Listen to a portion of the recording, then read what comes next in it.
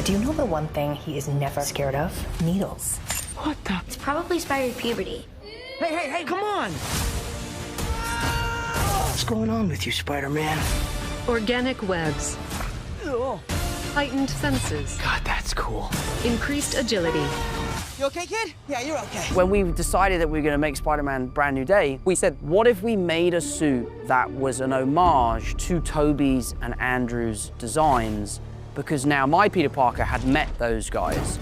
So we kind of created a spider child of all three costumes. Everything had to fit into the world of Peter Parker, and we went back to that dumpster diver kid who's retrofitting old tech. So a result of that is this suit that I think is beautiful in its simplicity. The suit does have a bit of a tactile feel to it. We are embracing the folds and the wrinkles. When it moves, it's actually material. And you can see the human beneath the material. It gave a real purpose to why the suit looks the way it does.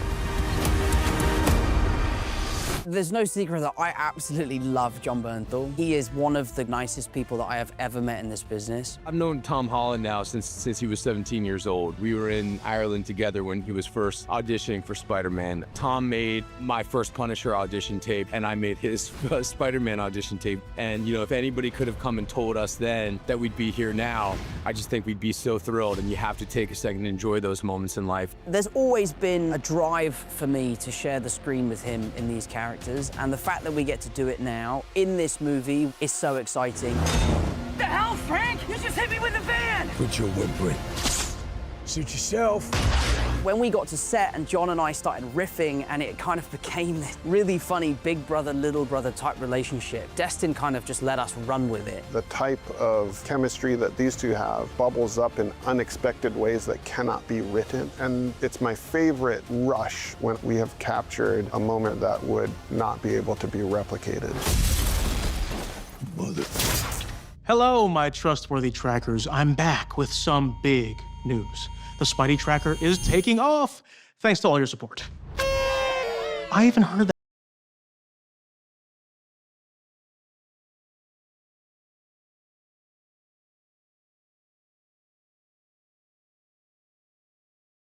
See? Another sighting, just like that. Keep them coming, because the world needs our help. At least for now, I can track Spidey, update WebWatch, and check the latest events at the same time. Which is pretty cool, if you ask me. Even if you didn't, I still stand by it. Spider-Man brings people together, and you're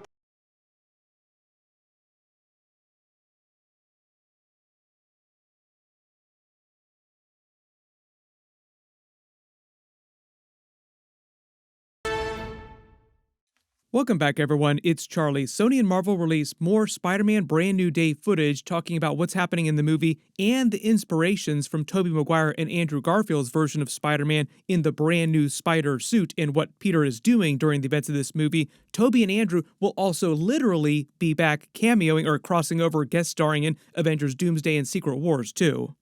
Tom Holland was also talking about a quote-unquote secret villain that nobody had figured out yet in Spider-Man Brand New Day, so we'll also address that too. If you are brand new to the channel, we're doing a giveaway for movie tickets. All you have to do to enter is be a subscriber and just post all your theories in the comments below about that secret villain. They're definitely trying to pull a fast one on us, so I do not think the main villain is going to be who you think the main villain is going to be.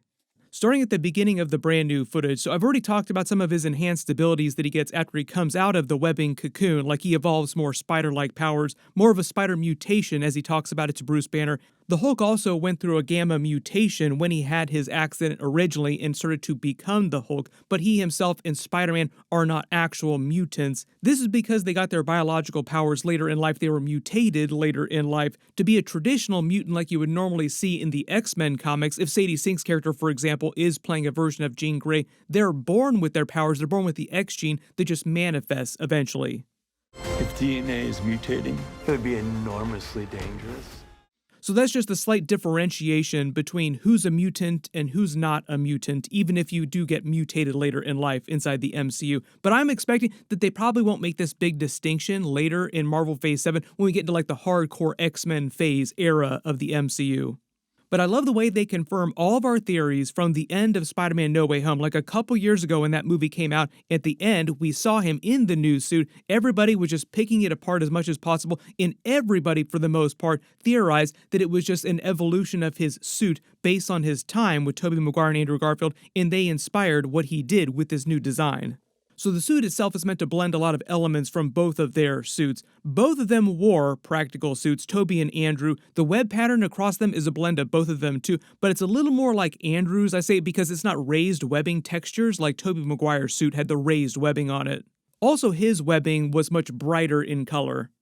The other idea here, too, is that both Tobey Maguire and Andrew Garfield's versions of Spider-Man built their suits on their own completely, and Andrew Garfield's at least built his web shooters completely on his own. So Tom Holland's version is now building his own suit using his fabricator. It's a custom 3D printer device that he uses to build and repair his suits and his tech that he dumpster dived and sort of cobbled together. So his computer setup that he has here, his tech that helps him operate as Spider-Man, is all dumpster dive, like Iron Man was calling out during Captain America's Civil War when they first introduced the character, and he's like, oh, you're a person after my own heart. I did a lot of dumpster diving too, even though he was crazy rich when he was growing up. We also hear in that other brand new trailer the voice of his new AI. It's called EV, just the abbreviation EV. We don't know exactly what it stands for, but it sounds kind of like a glorified Siri voice, so it's not like the advanced Stark Tech version Karen Suit Lady from his Homecoming suit, or like the Edith Glasses AI, which was also extremely advanced. One of the funny details about this too, the AI EV, and it's kind of a sad detail, is that when the movie begins, he's been so isolated because he's been doing nothing but Spider-Man stuff 24/7 that the AI EV is his only actual friend when the movie begins. That's how sad his life has become. One of the big subplots in the movie is him learning to reconnect with his old friends. You also see him building his brand new web shooters early in the movie. He quickly loses them, though, once he evolves the organic webbing ability like Tobey Maguire's Spider-Man. So, they're incorporating more details from Andrew Garfield and Tobey Maguire's eras of Spider-Man. It's so cool, man. I want to see the holes.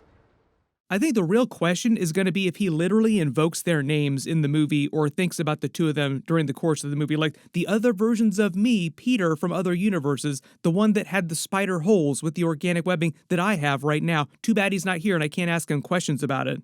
The other funny thing, too, is that they made fun of Tobey Maguire's Spider-Man for having the web block the existential crisis where he wasn't able to use his webbing briefly. And Tom Holland's Spider-Man in this movie is kind of having his own existential crisis, but that's what causes him to go into the spider cocoon and evolve the spider powers.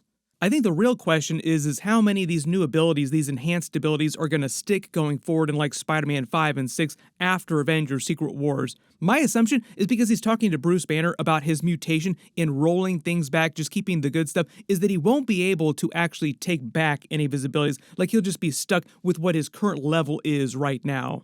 It's kind of the same curse that the Hulk has. The Hulk would love to take away his actual Hulk self. Bruce Banner does not want to become the Hulk. He's just stuck with the Hulk, so he has to learn to live with it, learn to deal with it. So that's probably going to be what happens to Spider-Man at the end of this movie. He'll just have to learn to live with his new abilities. There are a bunch of new funny scenes of him and Punisher yelling at each other like a couple of brothers. He holds up his finger, tells Frank to stop talking, slaps his hand like they're arguing a whole bunch in the middle of a save. Let me tell you something, Webhead. I'm this close to webbing you to the ceiling, Frank.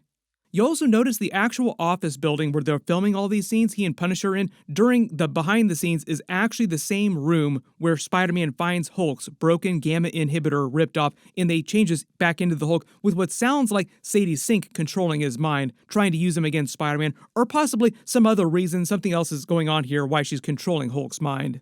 So it seems like this is happening at the actual Empire State University, and it's after Spider-Man has taken MJ to the Punisher's lair where he's keeping his boat, the Golden Girl from the comics, and MJ convinces Punisher, right after this, to go help Spider-Man. So Punisher probably runs after him to Empire State where they confront Bruce Banner, and Bruce Banner just happens to be part of whatever is happening that Spider-Man is trying to deal with right now, and that's when he discovers that the gamma inhibitor has been ripped off, and he's transforming back into Hulk oh no, this is gonna hurt. So you notice the office has been ripped to shreds here and Punisher's here. So Punisher probably arrives as the Hulk is transforming into Hulk. I didn't know you could get that big. This also means when you see Hulk thunder clapping Spider-Man out of the side of the building and they come crashing to the ground, Punisher is in the background too. Maybe he is spared falling to the ground, but we'll see how they play this. Like, does Punisher save himself? Like, is he still up in the building watching them both crash to the ground? Or does he crash to the ground too? And Spider-Man also has to stop him from splattering on the pavement while he also tries to escape the Hulk, who's still trying to squish him.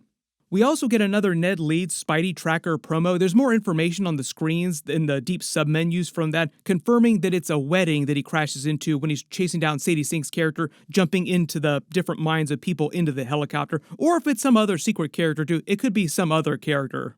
They really want you to wonder if it's actually her, Jean Grey character, that's doing all this mind jumping, or if something else is going on. This actually gets to those comments that Tom Holland made recently that there was a secret villain in the movie that nobody had figured out yet. So that might be what's happening across the trailer when we think that it's Sadie Sink's character who has turned bad and is working against Spider-Man, but that's not actually what's happening in the movie, and that's just a red herring. Make all the Jean Grey red hair jokes that you want.